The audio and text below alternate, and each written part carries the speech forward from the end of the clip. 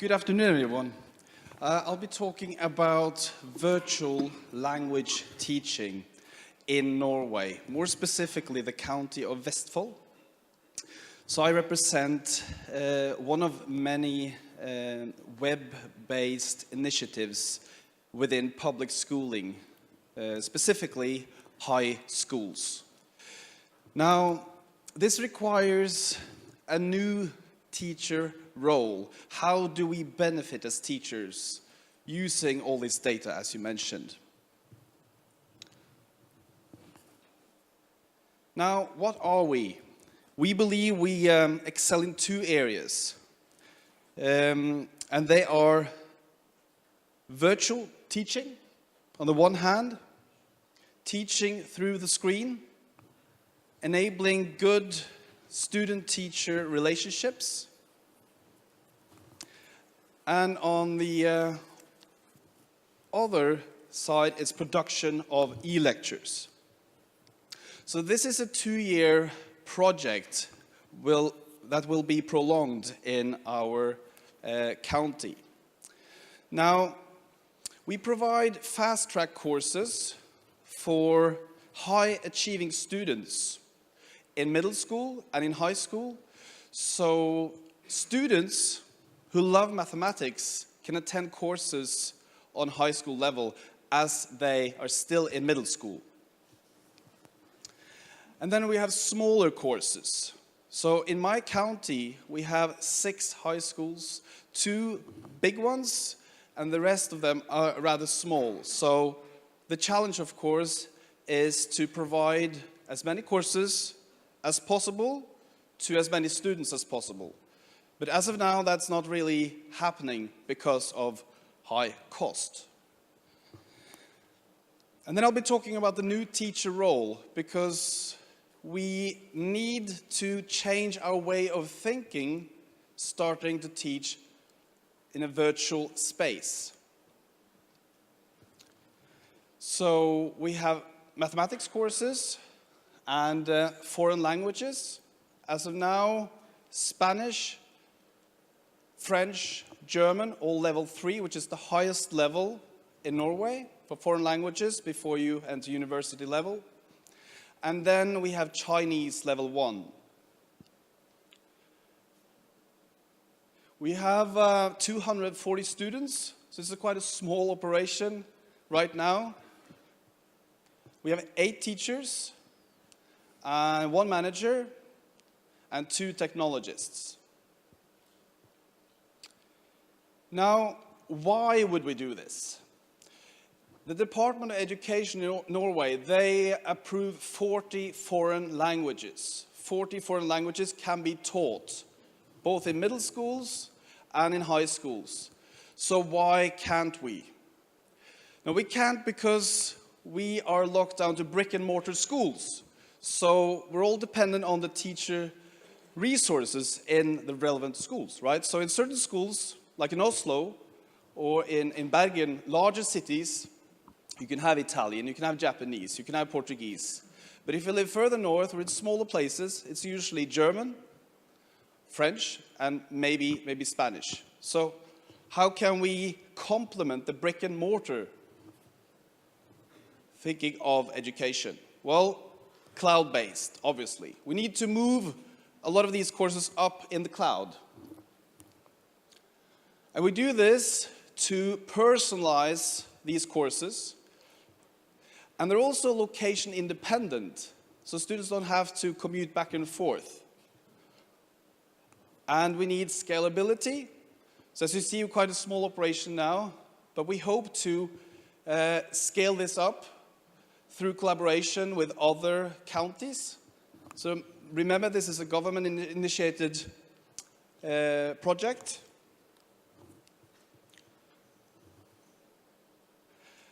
And we want the ultimate ambition is flexibility and fluidity. By that I mean an education for our kids through K-12 education to have their day-to-day life in a brick-and-mortar school, but to complement that with online courses throughout the day, or after school. So we tend to think that school is 9 to 4 operation, but it turns out that our students, they prefer to have these online courses in the evening, from 8 to 9, from 9 to 10. It doesn't really matter. They're online anyway, so they might as well learn something. This is also about the democratization of education. So not only students in the bigger cities, in the bigger high schools, can benefit from the teacher resources at that school, but also smaller schools. So it's also a good way of thinking student-based offers within the education space. How do we do this?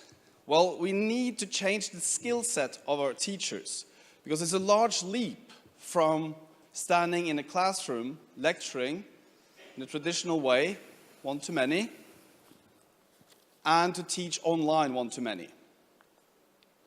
So I'm going to visualize this by showing you a typical workflow for the teacher and for our students in a normal week.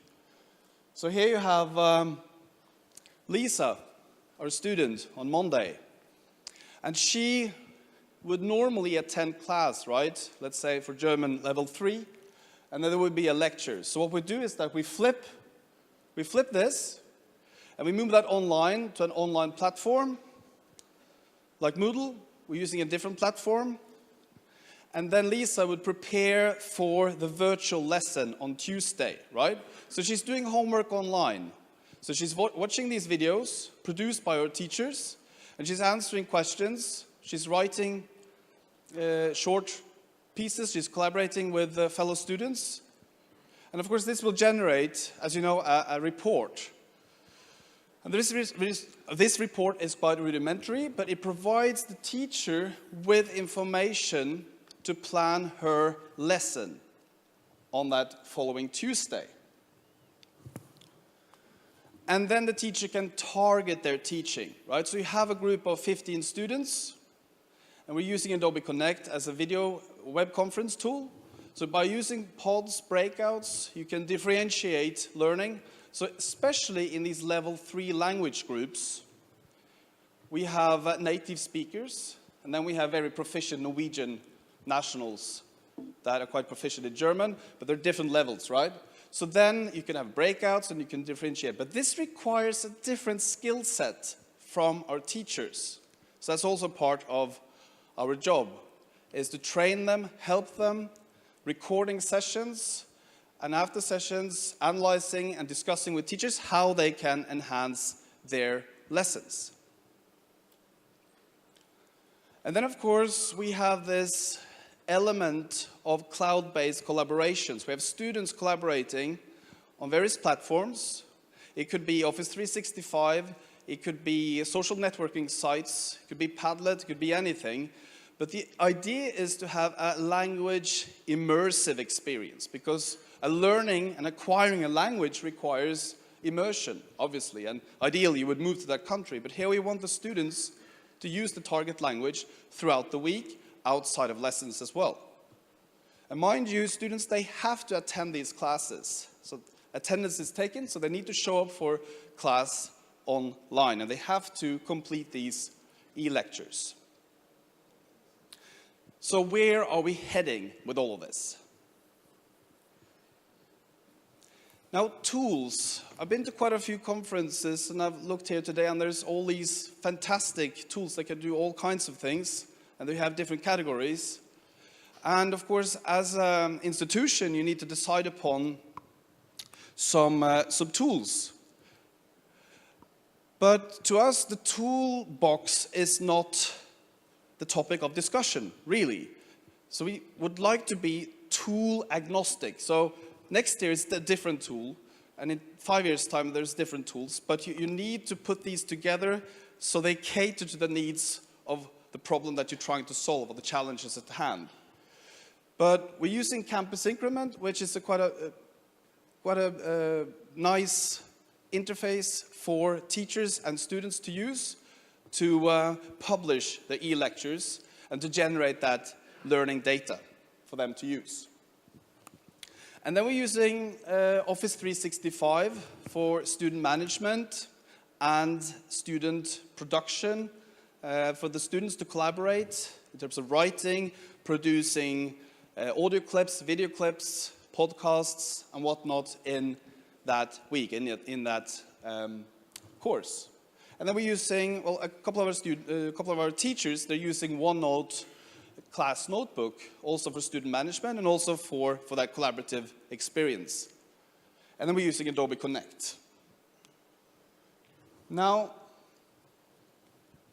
as I said, this is still a small operation, but we believe it has a national potential in Norway and also an international potential. So we have lots of initiatives on county level, but it also requires collaboration across borders of counties in Norway, so you can have these clusters of expertise, right, to solve these issues of high-achieving students. And I'm focusing on foreign languages, and mathematics is another field, of course.